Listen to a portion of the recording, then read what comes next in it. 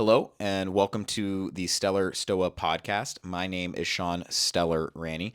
I am the creator and founder of the Steller Stoa. And in today's podcast episode, I want to talk about how it seems like in society today, a lot of people are just walking around with this low grade kind of chronic sickness going on, or low grade chronic fatigue, or maybe you know somebody in your life who is suffering from an autoimmune issue, or it seems like more and more people are suffering from it. And we're going to talk about why I think that's actually engineered and by design. And it's part of what I call the chaos economy. It's the second pillar, which is the sickness economy.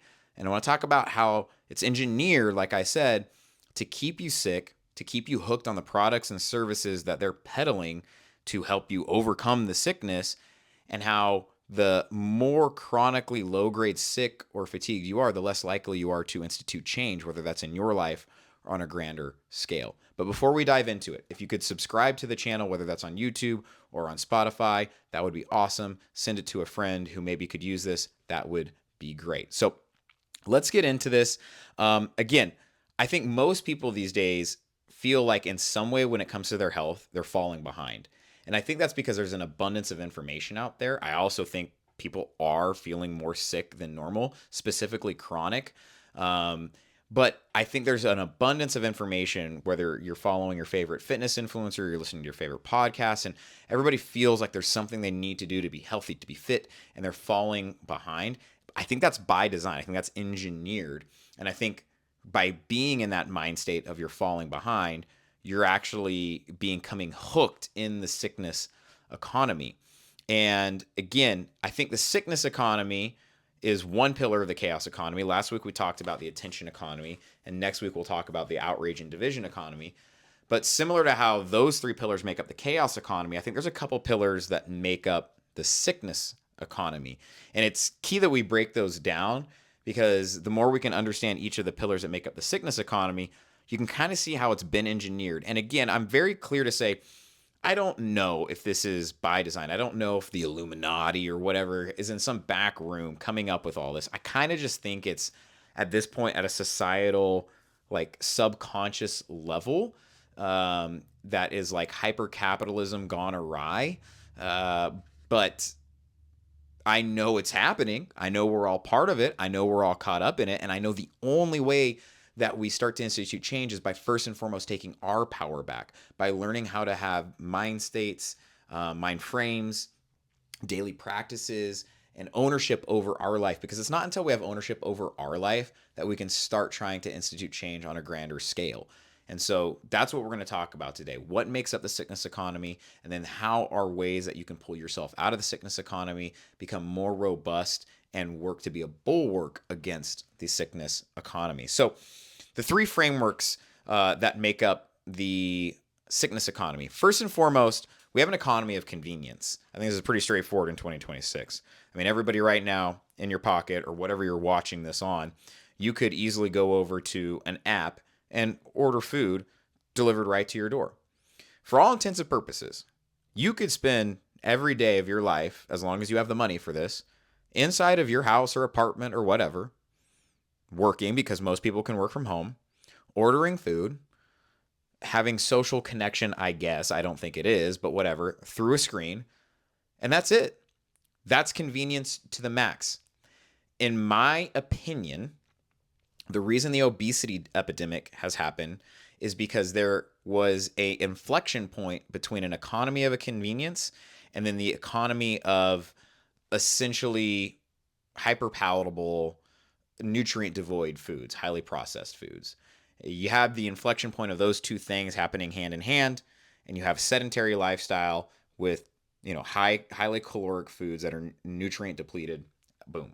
Okay. So this convenience is leading people to be sedentary. Like I said, there's no need to leave your house. So why are you going to get up and walk around, let alone exercise? Why would I do that? And then you have the convenience of being able to order any food you want on demand. And most of that food is packaged or it's fast food. Again, it's highly calorically dense and nutrient deficient.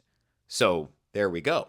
And I get it. Convenience is nice. I live in this society. I use DoorDash. I use Uber Eats.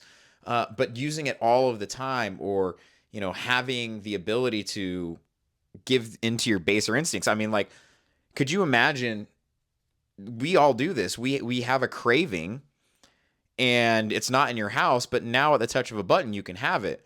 Whereas before, at least there was like an environmental buffer to your worst cravings. If you had a craving for a tub of ice cream and cookies, and it's 9 o'clock at night, and you don't have it, there's at least that voice in your head going like, "We're not going to the store. Go to bed." There you go. But now you can be like, "Oh, I can DoorDash it." Okay, all right. Well, you can see convenience, maybe not the best. Again, this is not absolutists. It's an understanding that this is the economy we live in. We have to have better frameworks for how to work within that convenience. Can we have self-control? Okay. The second pillar then would lead into the healthcare economy. Okay. So let's imagine you're in this convenience economy. You're not moving much. You're eating those foods, and then eventually you're starting to feel really tired, fatigued a lot. You're starting to gain weight. You're starting to have hormone issues. What are you going to do? Oh, you're going to go to the doctor. You're going to go to the doctor and, "Doc, listen, I'm losing my hair." If you're a guy, it's erectile dysfunction, whatever it is. I'm getting weird skin patches. Well, our healthcare system is not built to help you. Now, our healthcare system, and I'm talking in America, the Western healthcare medical system, is fantastic if you have an acute injury. Like, I don't want anybody else working on me if I get into a car accident. But our system is not built to work with chronic illness or to help with longevity or anything like that, because that system has been built around what we call symptom management, not root care healing. Root care healing is, as a functional diagnostic practitioner, which is what I am, what we're taught to do. Look at the body holistically, look at how the systems work together, figure out different ways to improve those systems, repair and replenish vital reserves so the body can get back to its natural homeostatic state. All that stuff. That's not what our healthcare system is built to do. That's not, you can go back and look at Rockefeller and Carnegie and how all of this happened, but our system is built off of symptom management. And that gets you hooked. That gets you in the system now, because symptom management is all about, here's this level on a blood panel that's off. Here's a symptom you have. Here's a pill for it. Okay, take a pill. All right, symptom goes away, so that's nice. A couple months later, another symptom arises. Go back to the doc. "Doc, I got the symptom now." "Oh, here's a pill for that." And you just keep going, right? Until you're 75 years old and now you're taking 30 different kinds of prescriptions and you have no idea what they're doing. You're a product. You are a product now. A lot of people don't know this. The number one traded commodity in the world is not oil. It is a sick human being. Now, some people might be like, "That's not a commodity." Okay, you're right. But like, for all intents and purposes, you get my metaphor here. A sick individual can generate more than $1 million in their lifetime, if not millions of dollars, for the healthcare industry, bouncing back and forth between different insurances, different prescription or pharmaceutical companies, different doctors, hospitals, etc. So you're a product. So you start to get chronically sick, you're now in that system if you're going through our healthcare system. They got you hooked. That's the second pillar of the sickness economy. And the third pillar then is, if we just look at this linearly, is we have a huge health and wellness culture now. And that is a byproduct of people being so disenchanted with the healthcare system, right? It's the pendulum swinging one way and the other. I think last time I checked, the health and wellness industry actually, as an industry, is making more money now than the healthcare industry, which is like bananas, because like the healthcare industry makes a crap load of money. So, I mean, you can imagine somebody who's been going to the doctor for 5, 10, 15 years trying to work through their Lyme disease or chronic fatigue issues or whatever, and doing the symptom management. Nothing's actually working long term for them. Well, now we have all these different podcast authority figures. We have Andrew Huberman, we have Peter Attia, all these people, and they listen to this podcast and maybe they institute a couple things and some things start to work a little bit, right? The reason this is a problem, though, is the incentive structure for the health and wellness industry is to sell you a product or service that seems like a silver bullet, that seems so different or out of the ordinary, that is not general information, because that's what's going to catch your eye when you're scrolling Instagram or social media, right? If you're scrolling social media, and I understand I'm talking through social media on this, but if you come across something that says simple things like you need to exercise and you need to drink enough water and all, you're like, But if somebody says, "Hey, What it is you're not taking the specific supplement that I happen to have a discount code for. Ooh. You're saying all I need to do is take this one supplement and I'm going to live forever and my autoimmune disease is going to go away? Yes, please. Because as human beings, it links back to convenience. Well, that's way more convenient than me having to have discipline and take care of myself and take ownership over my life. Why would I do that? That's what this podcast is all about, right? This is medicine. This is the hard stuff. And that's the culture of the health and wellness industry. And you have authority figures that just because they have 40 million podcast listeners, well, they must be right about everything. It's a logical fallacy. It's called the appeal to authority fallacy. But that's where most people are, right? They're so disenchanted, understandably, with the healthcare industry. They're running to these now authority figures. And it's pretty much the same thing. It's symptom management just labeled as supplements or protocols. It's not root care healing. Because again, at the end of the day, they need you hooked, whether it's a health and wellness guru, whether it's a doctor, whether it's the pharmaceutical industry, whether it's the food industry. So I mean, in the health and wellness industry, like my perspective as a coach, if you are an incredible coach, you're an educator, and you should be educating your client, whether it's physical health, mental health, fitness, it doesn't matter, to the point where they no longer need you. The only reason they're still paying you is they want you.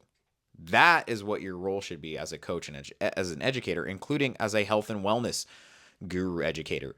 But guess what? If that's the case, then that means they might lose some money or lose a client because, well, so they need you hooked.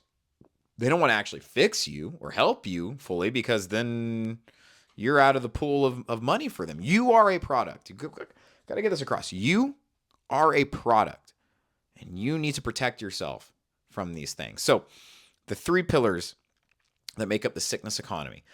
We have the convenience economy, we have the healthcare, sick care economy, and we have the health and wellness culture and economy right now. And those three things make up, in general, the sickness economy. And so we can break it down even farther from there. So let's first talk about how food plays into this.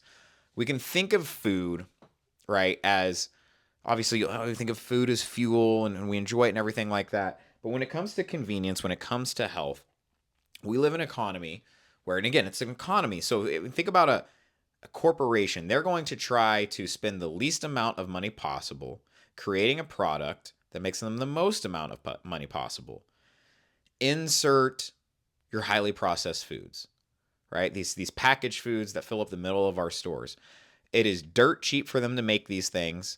It hijacks your reward center and they make huge returns on it. They don't give a damn about your health. They don't give a damn about the nutrient quality. That's not what they're in the game for. They're in the game. It's a business. They're turning profit, baby. And you're the product, getting you hooked. So these highly processed foods, right, or fast food, right, these are things that are meant to hijack your reward system to give you super highly calorically dense foods with not a lot of nutrients, not give you energy, right? And if you're spending most of your day eating this, you're actually in some ways you're nutrient depleted. And so like no wonder why you're fatigued all the time. You don't even have the certain vitamins and minerals to make up hormones, enzymes, amino acids, like you name it. So yeah, of course you're fatigued all day long. All right? So that's our food. Then a lot of the products and services that are given, it disrupts our sleep. Again, we have TV shows that start at 8 o'clock at night, 9 o'clock at night. There's no buffers other than the ones you give yourself around social media. Right? Everything is built to keep you on a screen late at night, right? If we don't have good buffers. And again, the more disrupted, just jointed your sleep is, the more your hormones get messed up. The only time your brain is recovering or body is recovering is when you're sleeping, okay? And so again, we go back to the attention economy last week. We get hooked on doom scrolling. We get hooked on these screens. All of a sudden it's midnight and we haven't gone to bed yet and we're wondering why our sleep is so crap. Well, then when your sleep is crap, your metabolism actually goes to crap. Your hormones go to crap. Now you're gaining weight. Here we go. You can see how the feedback loop starts. Your cravings go way through the roof when your sleep is all messed up because you have a messed up insulin and glycolytic system. So like not where we want to be. But again, the system is built to cause your sleep to be an issue because the more your sleep is an issue, the more hooked you get into this chaos economy. And then finally, we already kind of talked about it, which links with the convenience aspect, is just a sedentary lifestyle. And I already mentioned a lot of that. It is a lifestyle where you don't need to leave your house if you really don't want to. You don't need to go walk, let alone exercise. Like I said, everything can be delivered to you. And so, when we think about food, we think about our sleep disruptions, we think about our sedentary lifestyle, we think about this healthcare system, we think about the wellness system. You can see how this is a huge system. And, I've said before, I don't know if this is subconscious, conscious. I don't know if the Illuminati's in a back room planning all of this or anything like that. I just know that we're in it. I think it's a byproduct of kind of like runaway hyper capitalism and incentive structures. And the only way we start to institute change is by one, taking our power back, pulling ourselves out of these different economies, whether it's the attention, the sickness economy, the outrage economy, and the chaos economy in general, and becoming autonomous, sovereign individuals.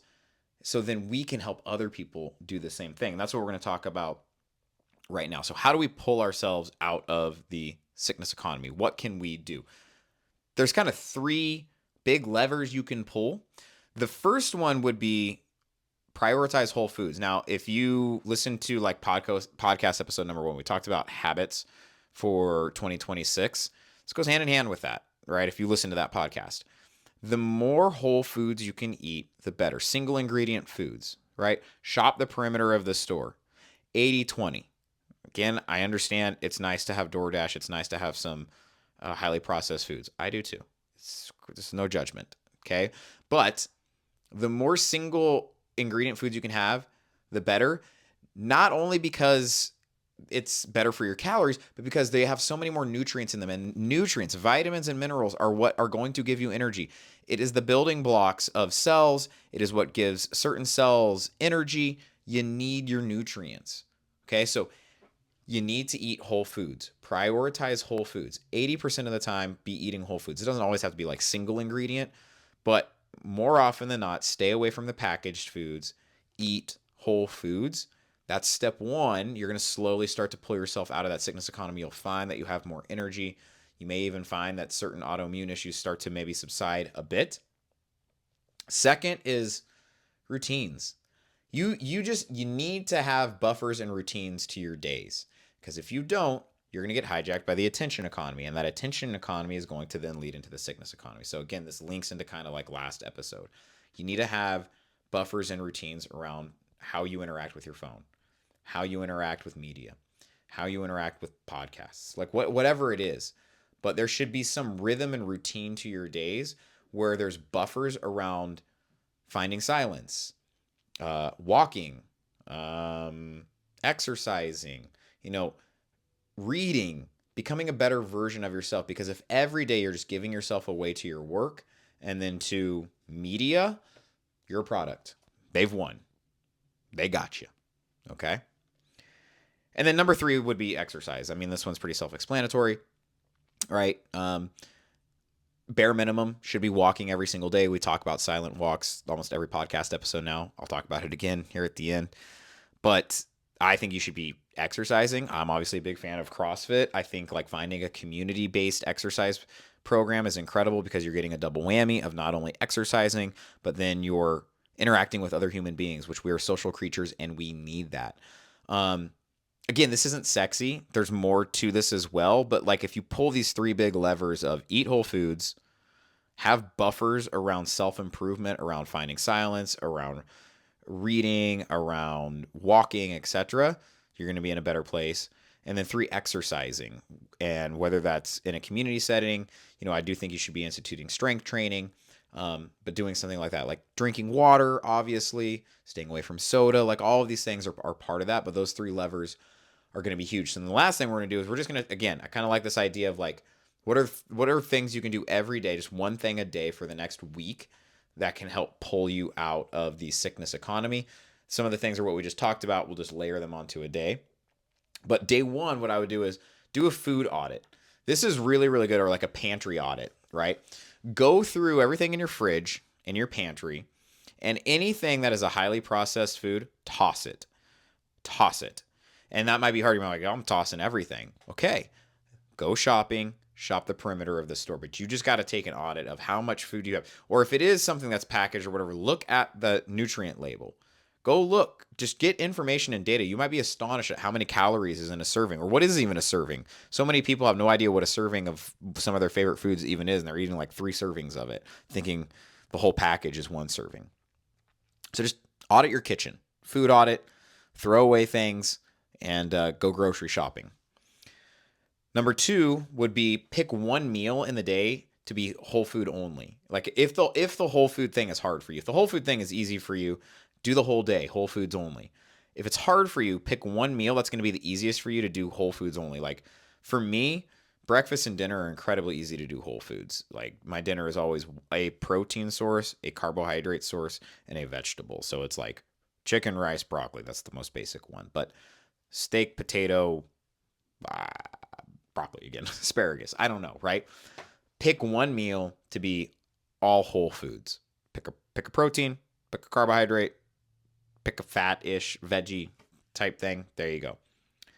Number 3 would be, day 3 would be get a 30-minute walk in. Now, last week we talked about how like day 6 could be like a silent walk. Again, just day 3, go for a walk again in nature in silence would be great. But again, if you're somebody that's like, I really need to pull myself out of the sickness economy, go for a walk, see how you feel. Day 4, again, this is for people that already don't have an exercise routine. Go exercise. Just one day. We're just trying to do some different habits in this first week. Obviously, we'd want you to get to the point where you're working out at least 3 times a week. But just go exercise. Go take a class. Go work out at the gym. Go rock climb. I don't know. Just go do some exercise on day 4. Day 5, institute your routine around your screens. Again, we kind of talked about this last week, but have more intentionality around what that buffer looks like around your screens. Day 6, again, journal. So again, some of these, you can see how there's overlap, right? Because there's also overlap in these economies. So I would journal on day 6. Day 6 was also the journal day for the attention economy. So day 6 is a good journaling day. And then day 7, this is one is different. Take a cold shower or cold plunge. And you might be like, oh, here we go. I thought Sean wasn't a health and wellness guy. This is far less about the possible health benefits of this and more around that comfort economy. I think there is something to be said around placing yourself in discomfort on purpose. Voluntary discomfort is what that is called. Just so you can prove to yourself you can handle some discomfort. And it's not the end of the world. Because when you start to prove to yourself you can handle discomfort and it's not the end of the world, it's easier to pull yourself out of comfort in other areas of your life. It's easier to say no to DoorDash. It's easier to say no to sweets. If you're voluntarily putting yourself through discomfort and going like, all right, that wasn't so bad. The next time you have a craving or something like that and you abstain, you're going to go, yeah, it's not that bad. So I think there's value in voluntary hardship. So day 1, audit your pantry, your kitchen. Day 2, pick a meal to do whole foods. Day 3, go for a silent walk. Day 4 is your exercise day. Day 5 is your screen buffer day. Day 6 is your journaling day. And day 7 is cold exposure, whether that's a shower or a plunge. So again, real quick overview. Sickness economy is the second pillar of the chaos economy. It's mainly made up of convenience economy, the healthcare, sickness care economy, and then this health and wellness culture we're living in. All of those intertwine and play with each other to the point where sick human beings are the number 1 traded commodity in the world. They are able to keep us hooked in the sickness economy through food, through sleep disruption, and through building a sedentary and fragile lifestyle. And the ways we can pull ourselves out of that is by focusing on eating whole foods, by focusing on having far better self-discipline around our routines, and then also being physically active and exercising. And then finally, you have a 7-day kind of pull yourself out of a sickness economy protocol that you can institute. So there's a lot. Again, we're just kind of fleshing out the chaos economy, the different things that I think make up the chaos economy, and things we can do to pull ourselves out of certain aspects of the chaos economy. So next week, we're going to be talking about the division and outrage economy. So we already have the attention economy. If you haven't listened to that podcast, go listen to that. Today is a sickness economy, and the next one will be the division and outrage economy. So thank you guys for listening, and I will see you in the next episode.